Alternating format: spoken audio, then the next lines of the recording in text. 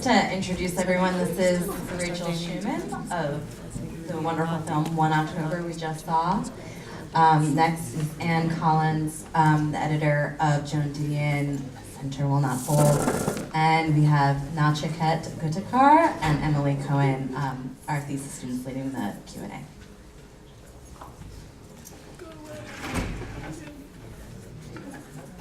We can get started.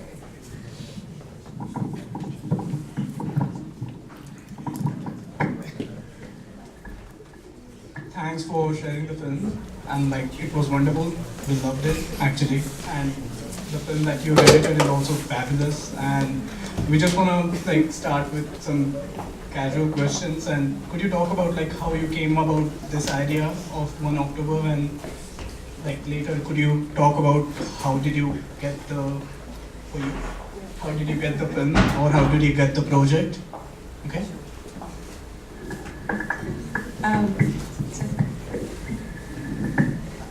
Hello?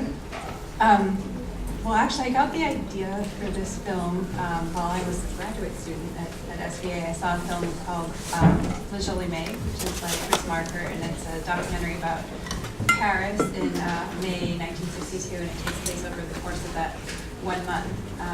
And I've been a huge Marker fan ever since, but that film really stayed with me.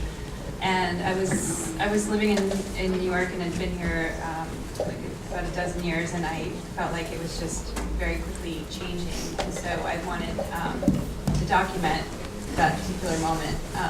And I just thought of that film, and I thought, oh, I want to kind of take that paradigm and put it on my city in this 1 month. And I chose to do it during an election month, not knowing who would be running, but when I was planning it. But I just thought that would be an interesting time to sort of talk to people about what they felt in the world. So, then with Obama's campaign and everything that's going on in Wall Street, the whole idea of change and the way the city was changing, it all kind of gelled together thematically. How many interviews did you do and choose from? I think there was a total of 54 interviews, and there's 9 interviews in the film. And can you talk about how did you get the project? And it's such a different project than ours because Joan Didion is such an iconic figure, Right. and a lot of people know about her, the audience who's going on in the film. So what was the challenge actually approaching such project, and what was the process? So I started reading Joan Didion when I was 14. I had an English teacher in my very Catholic high school hand me Play It As It Lays, which is I don't know what that was about, but I read Joan Didion when I was 14, and I was on fire after reading her, and read her throughout my life. And heard about the project in a coffee shop. There was someone in front of me who was a producer who I knew, and we started talking, and she said, I've been working on this Joan Didion film. And I said, oh, I saw the Kickstarter, that's the best project in the whole world ever. And she said, oh, we have no money. And then they got money, and they circled back to me, and they talked to me about it. And I think the fact that I had read a lot of Joan Didion helped, but also, I don't know why I got the project or how I got the project. I just really wanted the project.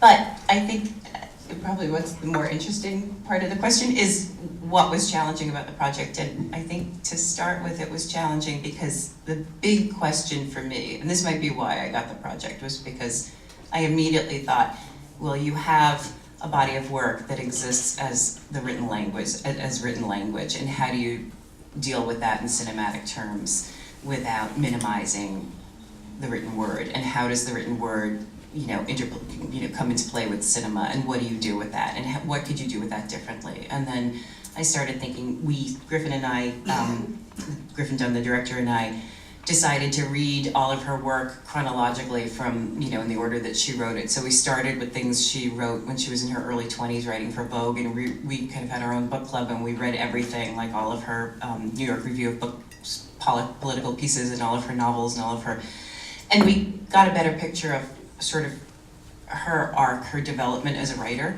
and we wanted to put the writing before the biography. We were very, very aware, you know, and Griffin has like dinner with her every week, so, you know, he'd like have to go up and see her. He was gonna see her at Christmas when the film was done, so we didn't want to make a biography, like a very pretty biography about someone who's wildly photogenic. We really wanted the piece to have muscle, and so we had to structure it according to the writing. And then the only other thing I'll say is that in sort of researching her, we found a piece of an interview she did, and she said that the way she learned how to, sometimes she says it's the way she learned how to write, and sometimes she says it's the way she learned how to type. But she tells this story that she was teaching herself how to write or type, and she was typing out Hemingway sentences. And she started thinking about Hemingway sentences, and he was her favorite writer, and she was trying to figure out what goes on in a Hemingway sentence and what goes on when you read Hemingway, and she decided that it's the fact that he actually doesn't write that much, that there is a great deal of withholding going on, and that really unlocked the writing process for her, that you don't put everything on the page, you withhold, and then the reader has to come and meet you halfway.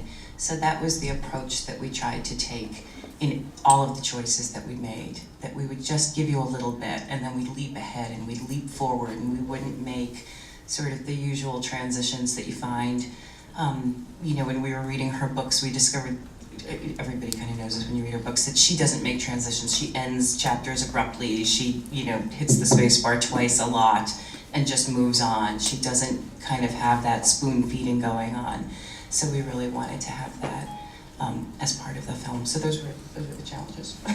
Just to follow up on that, how involved or not involved was Griffin in the editing process? He was, the first pass, he was kind of terrified and he was filming something. So I just sort of went into the footage, you know, like with a machete. And then he came in and liked it. And one of our deals was that we were gonna keep the editing room very calm and very pleasant, and we weren't going to have a tense, stressful editing room, because I don't work well that way, and I don't think he does either. So we kept the edit, we lit candles. I lit candles. We had yummy snacks. We had healthy snacks. We kept it very light, and we didn't allow some of the more ground sort of, and there were some personalities that kind of weren't allowed in to the room. Like I'd open the door and I would take whatever papers they were giving me, and I would close the door, and we had to keep it very, very magical. You know, which is sometimes okay. You know, but then we got, you know, emails from like our executive producers at Netflix, and we'd have to light a lot of candles on those days. And more, Griffin's wildly creative and terribly experimental and loves to go out on a limb and dream up things, and I was right there with him. So once we kind of got the bones in place, he was in there a lot, you know, and then would sort of leave and let me, you know, we'd have this brainstorming session, and then he'd sort of say, and I'm sure you'll figure it out, and he'd go, and I'd figure it out, and he'd come back, and, you know, so there was a really, really wonderful collaboration, yeah.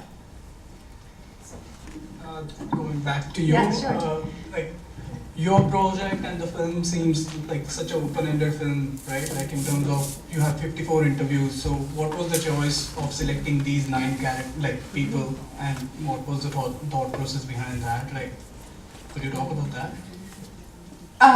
Well, each interview had to have, I mean, like a little gem in it for me, and so for me, you know, each of those people do, and it was sort of like within their own story, I felt like there was something special there, but then it also contributed thematically to the larger picture. And I feel like, you know, every one of them more or less has something to do with like change in their own lives, the change that they're facing.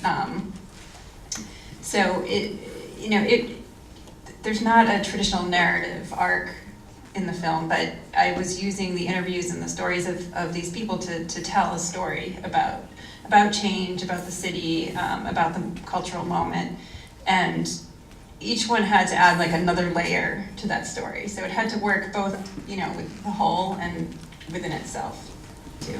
So did you sort of structure that around going around all the different neighborhoods, like Manhattan and stuff like that? Choosing sort of based on location or story more important?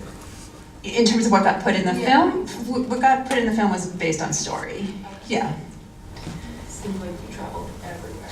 Well, we only did interviews in Manhattan, but we did go basically from the Brooklyn Bridge to Inwood Park.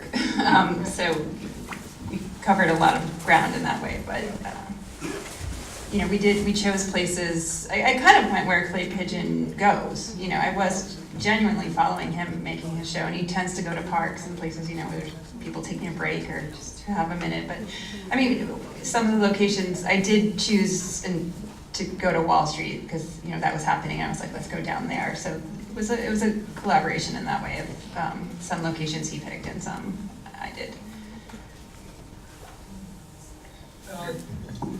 Did Joan Didion watch the film, and like, do you know what her thoughts are about this particular film that you edited? Yeah.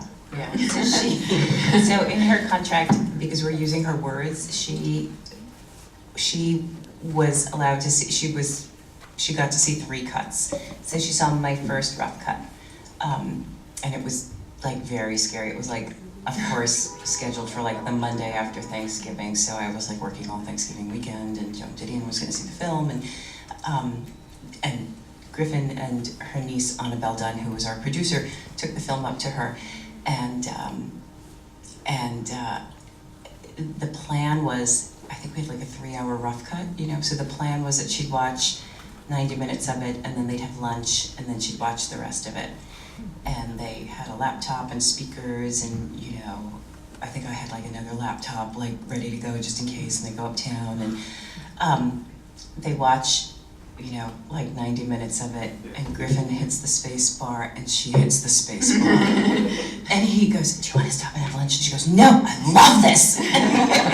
And watched it, and, you know, sat for the 3 hours, which was very brave of her, and was crying at the end of it and loved it. And he said, is there anything, you know, tell me, because, and she was like, I would not touch a thing. It's wonderful.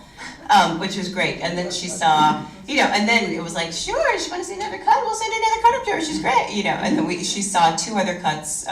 She saw one close to picture lock, and then she saw one, you know, I think she saw our locked picture. And then what was really nice is we opened at New York Film Festival, and she came for that, which was really, really nice, and came out, you know, at the end of the film, and you know, there was a standing ovation for her. So it was a great relief. Like, no matter who thought what about the film along the process, the fact that Joan Didion liked it was like, Joan Didion likes it. Gonna sleep tonight. You think it was because it was her nephew and her niece? I think my mic, I should pick it up. Your mic? Should pick up your mic. Because it was his nephew and niece. She adores her nephew and niece. She absolutely adores them, but she is one tough cookie, so I do not think that is why.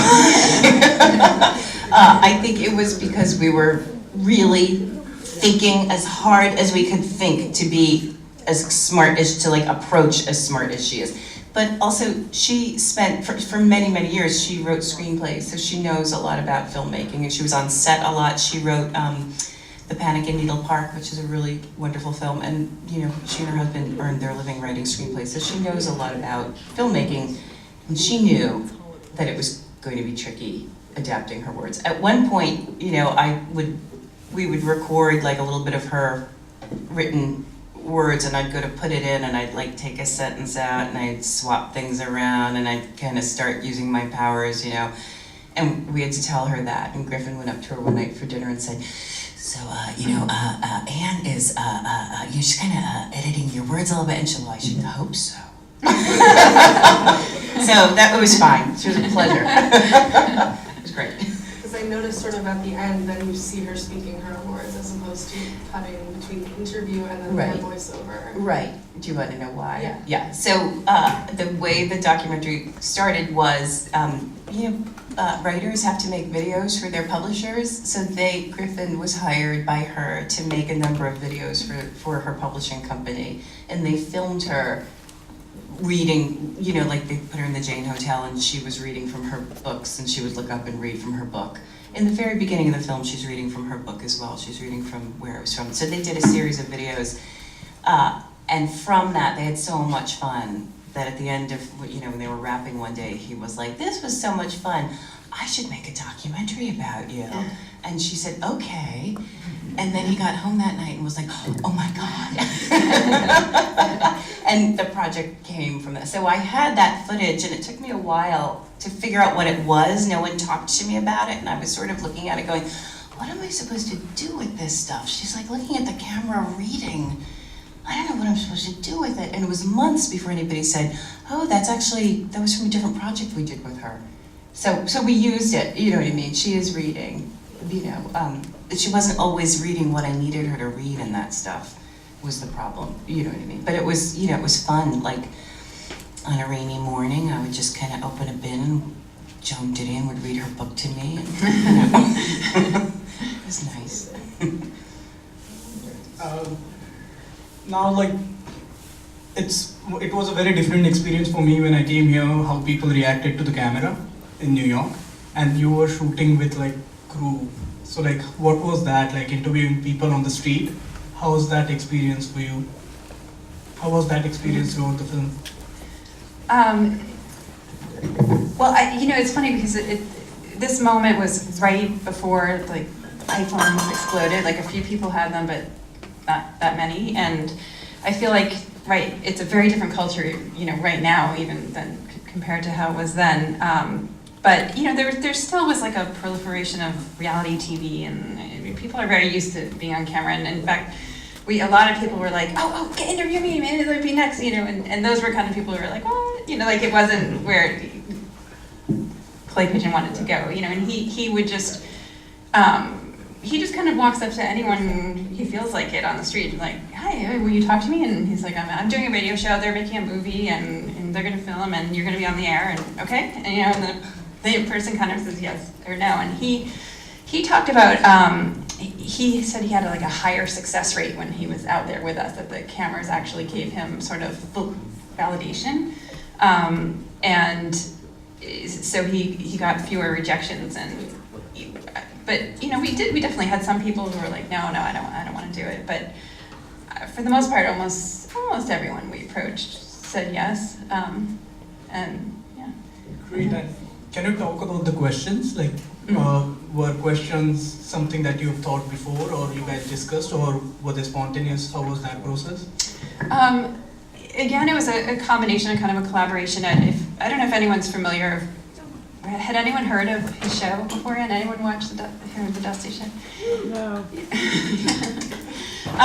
So you know, he has that. He was 100% himself, I would say. Like in this, his way of asking questions, also like interrupting people and sort of like going for the jugular, just like jumping right in there and asking the question maybe that you might think and not want to ask or something. But I wanted to let him sort of do his own thing. When I was making the film, I was kind of casting in a way for an interviewer to work with, and a friend of mine, I was telling him about what I wanted and what I wanted the film to be. He's like, oh, you have to listen to this guy's radio show. And I turned it on and I was like, oh my God, this is it. I just knew immediately he had this quality of the way he talked to people and the way he asked questions that I really loved. So I was interested in letting him do his own thing, but he knew that the film was about New York. And so that was my one question. I was like, I want you to ask everybody what they think about New York. And other than that, I mean, it was definitely also about politics, but he talks about politics a lot anyway. And he's really just interested in like the heart of people's lives, you know, and that's what I wanted to get to too. So it was just like a natural flow. Can you talk a little bit about sort of the editing process, like how you sort of mediate like archival footage and interviews and music, especially? Right. How I mediate that. I have to think. So when Griffin and I were first talking, he said that he really saw this as a piece where we kind of illuminated her words with archival footage, because she had been writing so much about the times that, you know, she's lived in. You know, she wrote about the 60s, and she wrote about the American political landscape in the 80s, and she wrote about El Salvador, and she wrote about Miami. So all of the things that she had written about, he wanted to sort of paint them with archival footage. The archival footage process can be very tricky because we would have to ask for archival footage, and the archival footage would have to come in dribs and drabs, and there were people watching the budget of the archival footage, and there was a lot of like, you can't have this, you can't have that, it doesn't exist. And then I just started ripping it. And then it became, you know, either you're gonna give it to me or I'm gonna go on to Google and get it, you know.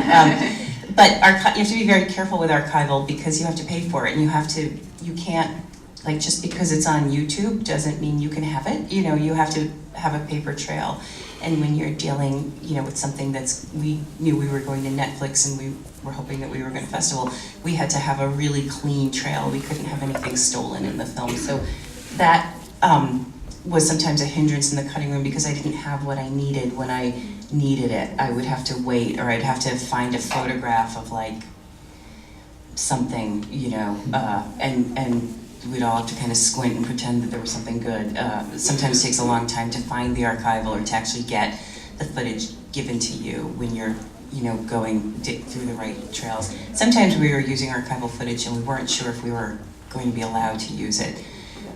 Sometimes we were putting in shots of John Wayne from The Searchers on a Saturday afternoon because we were feeling creative, and that was like, you know, people were very upset that we, meaning me, had done that, you know, that Griffin thought it up and I did it, and The Searchers was in the film, and we paid for The Searchers, and it all worked out. So that was the tricky part. The interviews were, they're pretty straightforward to deal with. You know, you hope that people tell the stories you want them to tell. She was a pleasure, I have to say, because she's so succinct. I think when I came onto the project, everybody was worried because she's very, you know, they felt that she was really holding back in the interviews. I thought she was a dream because they'd ask her a question and she'd answer exactly the question. She'd come to the end of a sentence and stop. You know, I was like, I love her. You know, they'd say, why do you write? And she'd say, I write to figure out what I'm thinking. I don't know what I'm thinking, and when I sit down and write, that's where I figure it out. And there'd be like a long, awkward pause on the set, but I wasn't there. I would be like, perfect. Next. So she was great. She was really great. Yeah, she was a dream. The other, you know, and then we had interviews where they were a little nervous about what she would think. We had a lot of interviews that didn't make it in, but that's not unusual. I think about 25 people were interviewed who had to get very sheepish apologetic notes at the end because they just, for whatever reason, didn't make it in. And we kept the interviews limited to people who had a true connection with her. We didn't interview anybody who was a fan of hers or influenced by her. It was always somebody that was a friend or a family member. So that kind of contained it in a nice way so that we didn't kind of go too far, you know, in too many directions. So it was like being a fan of hers and then editing it. It was really fun. It was really fun. You know, I think the nice thing about filmmaking and the nice thing about documentary and the really nice thing about editing is that you get to dive into a world on a level that you didn't even know existed, you know. So I feel like, you know, I thought I loved Joan Didion when I went into the project. Now I feel like, you know, I didn't even know how to put it into words, but rereading her work with an eye towards the film, and she really understood the power of the image, so looking at the images of her, looking at archival footage through her lens, just kind of opened things up, opened up ways of thinking and ways of seeing for me that I would not have found without this experience, you know. So that was wonderful. It was so much fun, and you know, so good for me. Very nutritious.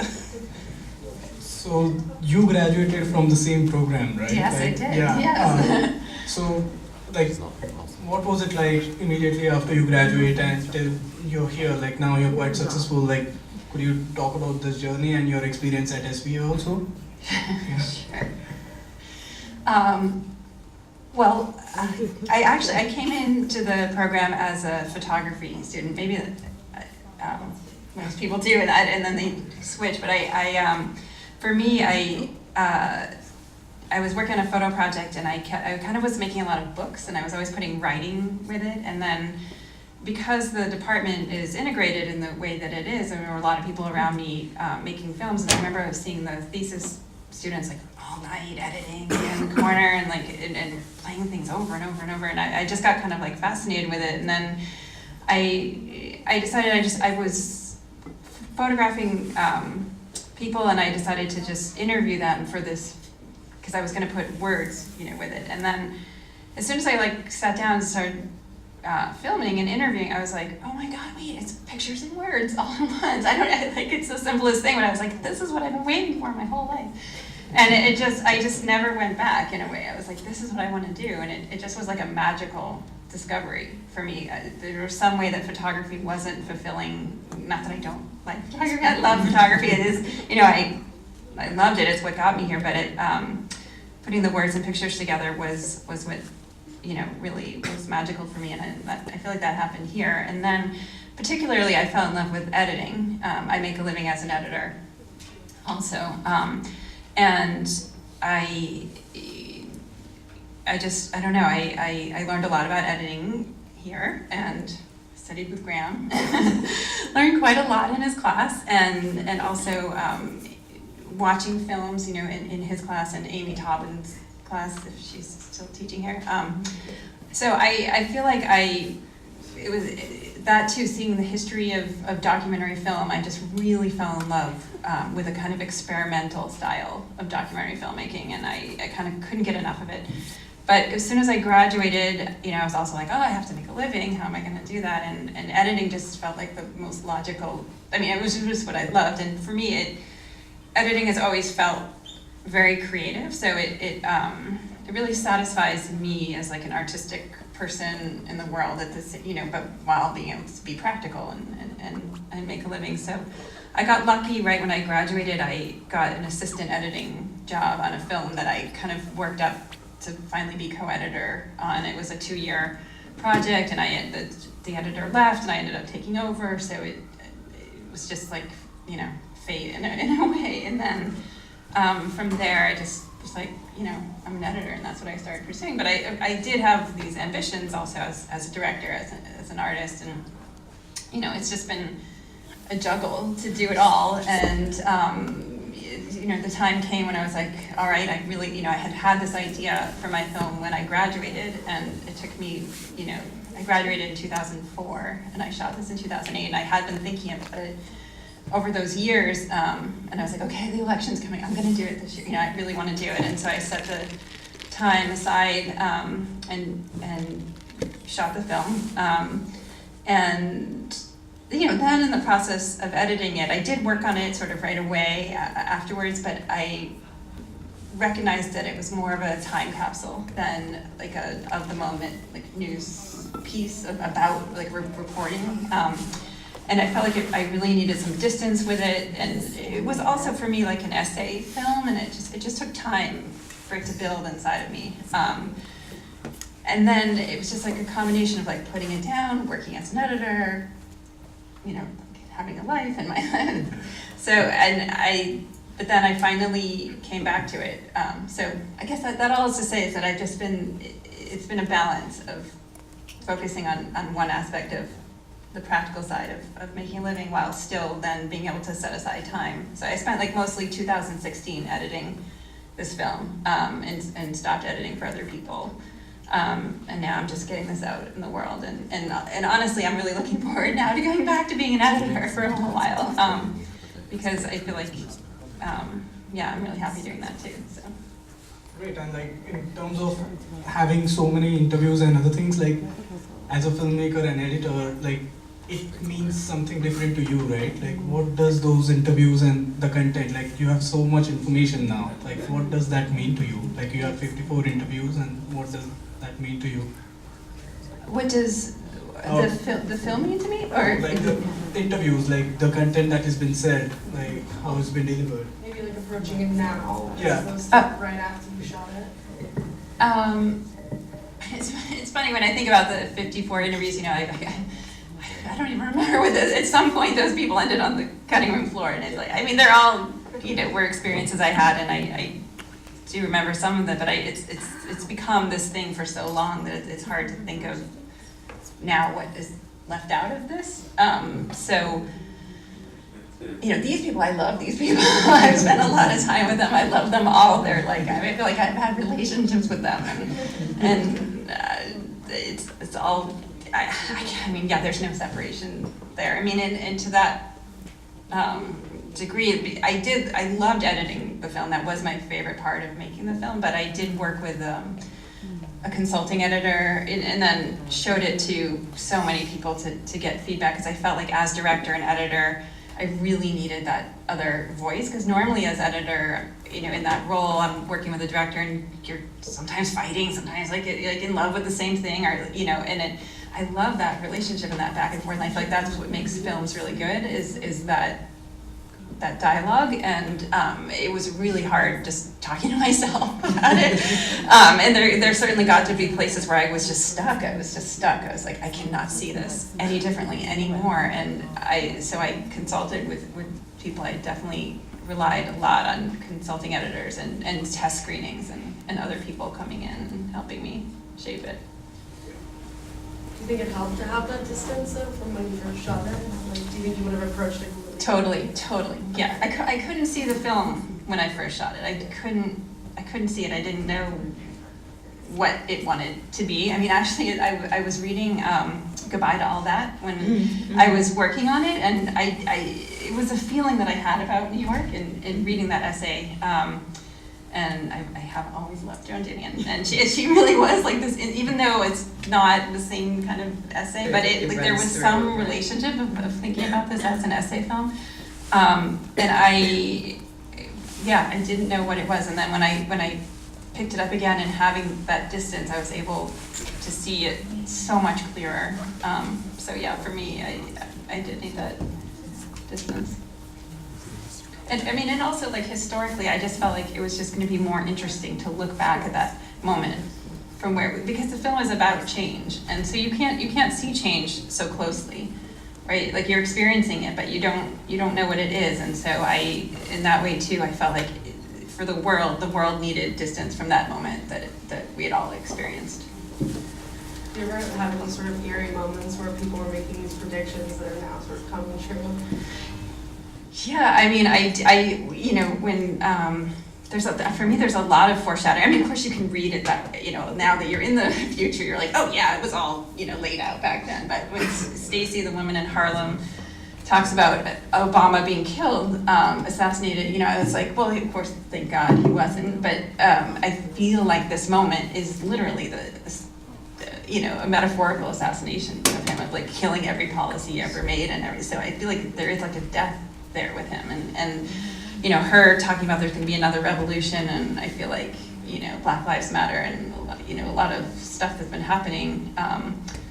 It was in the air then. It's hard to go back and remember, but we had been at war with Iraq for 8 years. It's been 8 years of George W. Bush, and like people were really anxious, and the stock market was crashing, and it felt, even though right now things feel even maybe more unstable, but there was like this sense of like, where are we going as a country?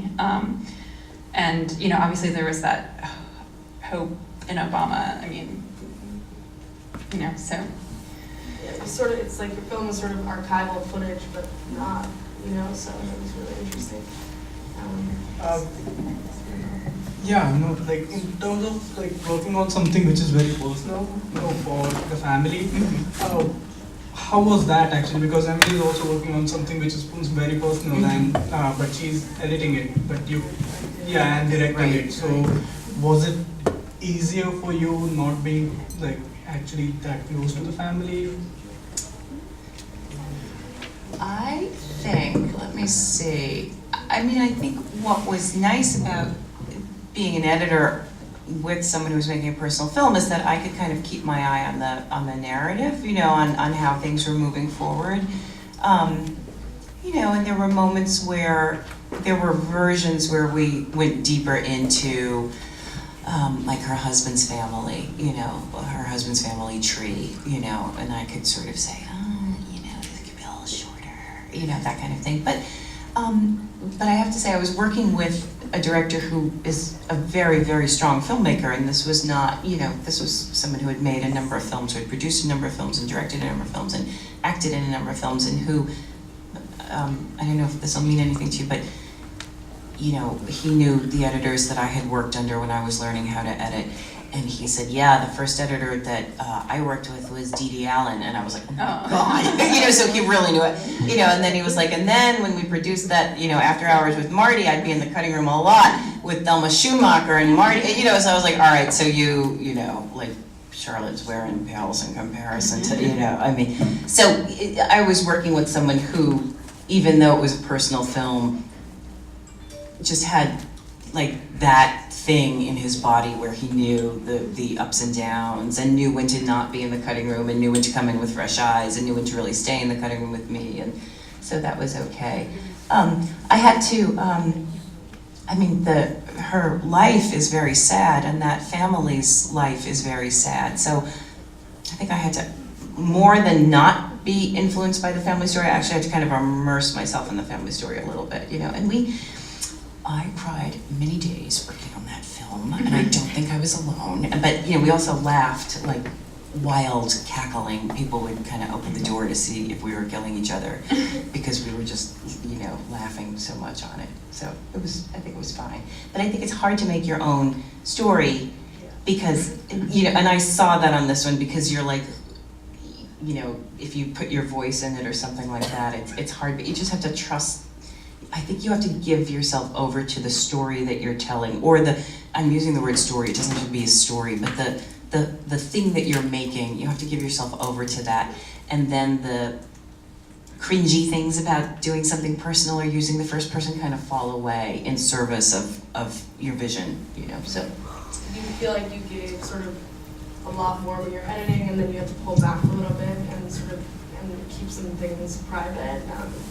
Like in terms of, you know, what happened to sort of her husband and her daughter? Oh, not really, no, because she wrote about everything, you know what I mean? It was hard to make it clear. Her daughter's death is no one could really tell me the chain of events, and so we opened up the book to try to figure it out, and nobody could figure it out. It was like a flu, and she should have gone to the doctor sooner, and it's a long story. Even in the film, it's a little hard to figure it out.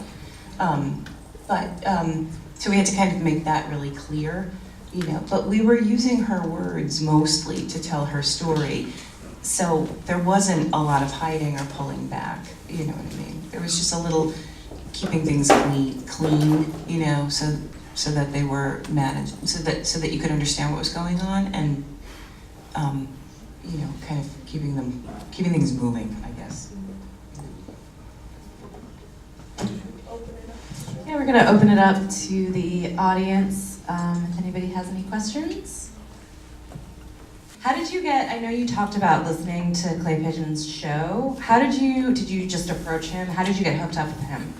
The friend of mine who introduced me to a show had a radio show on WFMU too, so he knew Clay Pigeon personally, and I don't know if he wrote me an introductory email for me. I don't think so. I think he gave me his email, and I said, hi, I'm a friend of David so-and-so, you know, and I heard your show, and I'm doing this film. I'd love to meet with you and see if you'd be interested. And we met for coffee. Just he and I met in a cafe, and I pitched it to him in a way, or we just had a conversation about it. And I don't know, he was just game. He was game to do it. So it didn't take any. He was just into it. So Thanks. That's kind of amazing to have that like connection. To be able to like listen to someone's radio show and know that you'd be able to work well together, and then to really follow through with it. yeah.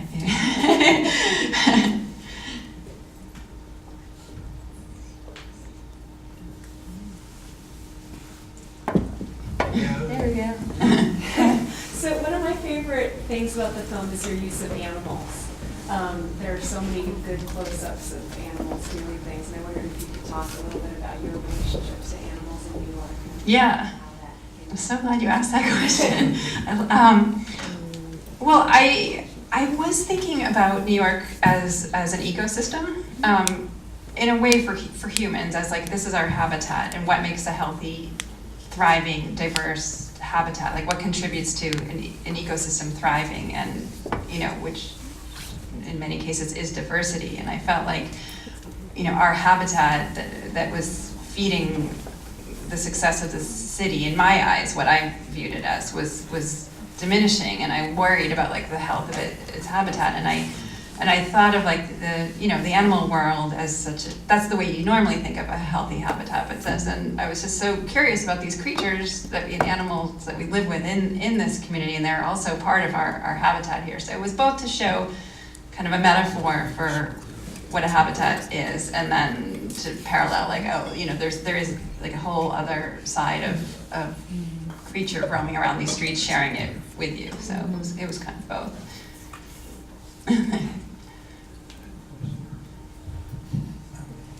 I don't need the mic, thank you. So there's a lot of music in both films, very different kinds of music in both films, but there's tons of music in both of them. So I'd like you both to talk about what the music is, how it was found, how you chose it, those kinds of questions. Sure.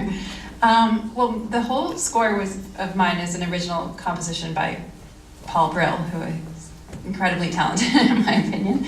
I feel very lucky to have worked with him. And I also was thinking of my film as a city a symphony film, which is a genre of classic genre of films that uses music and the life of the city as sort of creating, an orchestra of sorts. So I always envisioned music having a very powerful role in the film. But, he came in basically at picture lock, so I've been working on it and using temp music and kind of, trying to find the right thing as I went along, and I kind of had discovered some music that was really working for me in terms of the picture. And then I only interviewed a couple of composers, and I didn't want to try to get the rights to use the music though that I had. That's an option, when you can put in temp music, then you can try and get the rights, and probably the cost is maybe similar, but I wanted it to be. It's much more expensive to have. Okay. I don't know. I didn't explore that. But so I knew I wanted it to be a unique, original composition. I wanted to work with a composer and have them really take that film to the next level, to really respond to the picture with me. And I listened to a few samples of Paul's work, and my ear was like, that's the sound I'm looking for. I only talked to 2 different composers even on the phone, and he was pretty much I knew, and I met with him, and I love the way he responded about the film. And then we started working together, and it was actually like a little bit of a difficult process, though, as much as I love him and his music. He accused me often as having temp love, when you get really attached to your temp music and it's like all working together, and you're like, oh my God, it's not, what is that, And so, that was part of it, but it was also, he was working in this kind of experimental way that a lot of times a composer will give you like a test track that they compose like on a synthesizer that has like fake cello and all these things in there. It's like, oh, it's going to be like this, it's going to be like, but he felt like it wasn't going to really capture the spirit of the music that he wanted. He worked with this one cellist in particular for most of the score, this very talented guy, Dave Eggers, and so they recorded the score kind of like live with the film. Like the music was not written first and then performed in the studio. They were like recording to the film as it was going along, kind of improvising with each other. And so he would kind of hand me these finished tracks. And it took a while for me to realize that that it was already like brought to this really high level. And I would be like, but I don't think that's totally working. And he would be like, what do you mean? Of course it's working, because he had already invested. Right. So we had a lot, some back and forth, and he did redo, several things, and and of course, he's truly a fantastic musician in his own right, plays his own music. So I then accused him of just like loving his own music. But we had to come to a compromise and work together. But I think we both pushed each other, and for me it really helped bring the film to life. And then of course in the end you're like, even though the picture is locked, you're finally making all those last minute edits to like work with the music, and that's just what made it all come together. And in fact, we did do one screening where we did a live orchestra performance of the score. that's how much for me the music, how important it is to me. So we played the film without the music track, and he had like 7 musicians, and he conducted and played the score live. But So we had a similar experience. I was using, because a lot of times the music would play against Joan Didion's words, which are sparse, and the music would play against maybe Joan Didion in her quiet voice, reading her words, which was challenging. I was temping with a lot of Philip Glass, and at one point, because it was minimal, and she's minimal, and that made sense to me. And at one point, we were looking for a composer, and I said, let's call Brian Eno. And Griff was like, yeah, let's call Brian Eno. So we called him up, and we're like, hi, is this Brian? Yeah, hi. We're calling from Joan Didion's cutting room, and we had this lovely conversation with Brian Eno, who wrote a couple of things for us, because he's really nice, and sent them to us. So we had Brian Eno and Philip Glass, but we couldn't afford them. And they were sort of like, they both said, if you hire me, I will give you your music, and that's it. And, you get what you get, and you don't get upset, and that we knew wasn't gonna work. So we temped with them. And now and then we would have what we call a needle drop, which is like a pop song or a piece of music, of the time that we wanted to use. So we had a couple of needle drops, but it was always very dicey because, don't fall in love with your needle drop because we don't know if we can afford it. And our producers were making something called favored nations deals, which means that everybody, like if you have 5 pieces of music in your film, you pay the same amount of money for all 5 of them. So if you put in like the Doors, which I did, and the Doors come back and say it's going to cost you this much, then everything else goes up. So I don't know why they did that, but that was so I kept hearing favored nations, favored nations. We had like 4, we were hoping for 3 or 4 songs. I think we ended up getting 5 needle drops, and then we brought in a composer, but we brought in one composer who was quite wonderful. His name is Paul Cantalone. He took ill and couldn't complete the job, so we had some music from him. And then very late in the game, we brought in another composer, Nathan Halpern, who we worked with. But by then, we really liked the temp, and the temp was working, and the temp was doing things, and we'd spent a long time on the temp music, and some of the music that came in was a lot more emotive than our narrative could really handle. So we had to go back, and I ended up being the one who would have the really tense conversation with the composer saying, I think it's a little heavy-handed. And he would go, I think it's kind of amazing. And I'd be like, I think it's a little heavy-handed. But what I learned on this one, which was really great, and Nathan does great work, it just wasn't always the right fit on this one. And it was a collaboration that was a little bit testy, but I think in the end we worked together quite well. But what I did learn on this one is that if you call the composer from the mix and you tell them that the mixer wants the stems, you get every layer of music that's been recorded, right? And we would have these wonderful stems. So we'd have cello and piano and some kind of combination of strings, and like way at the bottom there would just be wind chimes. And sometimes in the mix we would strip everything away. Like when she's in the Cathedral of St. John the Divine after her daughter dies and she's walking up the aisle and it's just angel voices, there were like 8 layers of music on top of that. And because she was in a church and because she was talking about feeling guilty because she had let her daughter down, I really wanted it to be light. I just kind of wanted a breath or a tone, which is when you say that to composers, they hate you when you go, I just want a tone. They're like, they don't like that.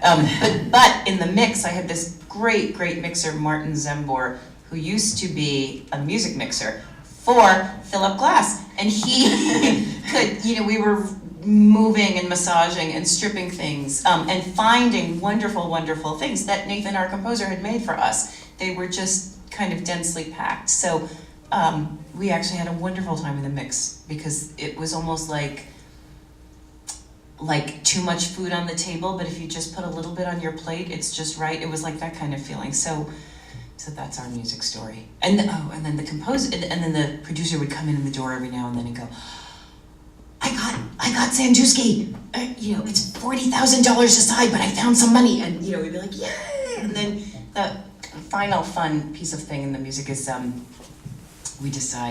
Griffin kept saying, I don't want the Doors. The Doors are such a Los Angeles cliche. I don't want the Doors. I know she wrote about the Doors, but I don't want the Doors. And our executives kept saying, we want the Doors. And we were going, we don't want the Doors. And they were going, no, we want the Doors, we want the Doors. And finally, we couldn't afford the Doors, but we got on the phone with one of the Doors. The drummer, what's his name? The drummer from the Doors. That was really fun. What's his name? Densmore. We got Densmore on the phone, and he said he would give us a song for a lot less money than what we were hearing from the publishing house, but it had to be 5-1, and 5-1 is like, and Griffin goes, I don't like that part of it. I'm going, okay, it's the drums. I think that's why he wants us to use this one. So we used that one, and it was great. It was, and he told me how he wanted it cut in, and I was like, okay. And, he wanted it laid in, and he wanted a certain thing to happen when the little girl's head drops. He wanted something to change there, and we did it that way. So that's my fun music story. $80,000 for that song, and then consequently $80,000 for all 5 songs. $80,000 for each song, $40,000 aside. So really expensive. Yeah, it was like, I know, you could feed a small nation music. Wow. Do you guys, that was kind of amazing. Just taking it in, Brian, calling off on the phone. That was really fun. About that. Before we wrap up, just any tips that you would give students who are, maybe editing for the first time, their first big project, any words of wisdom? How long was your thesis film? Did you do a film? I did, yeah, I did. It was 50 minutes. It was 50 minutes. Mhm. And what did you learn? Like, what was the most important thing when you were doing your thesis film? What was it? I'm unprepared. I've talked about this film so much. I don't know. I'm not sure. Let me see. I'll get to that.